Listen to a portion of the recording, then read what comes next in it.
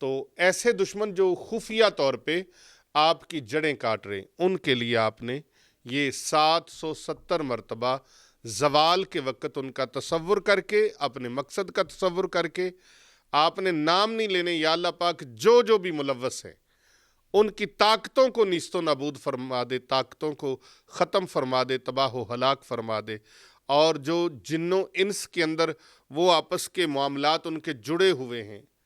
یعنی کہ ساروں کا ایجنڈا ایک ہے، ان کی وہ ساری قوتیں اور طاقتیں مولا کریم سلب فرما دے، تو انشاءاللہ آپ دیکھیں گے کہ وہ ساری طاقتیں ختم ہو جائیں گی، ان دیکھے دشمن جو ہیں وہ آپ کے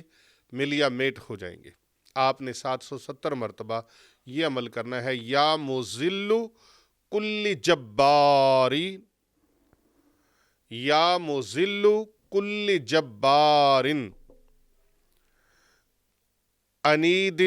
بقہر عزیز سلطانک۔ آپ نے 770 مرتبہ بغیر تسمیہ کے، بغیر بسم اللہ الرحمن الرحیم پڑھے، بغیر درود پاک پڑھے۔ درود پاک نہیں پڑھنا، یہ دشمنی کا عمل ہے۔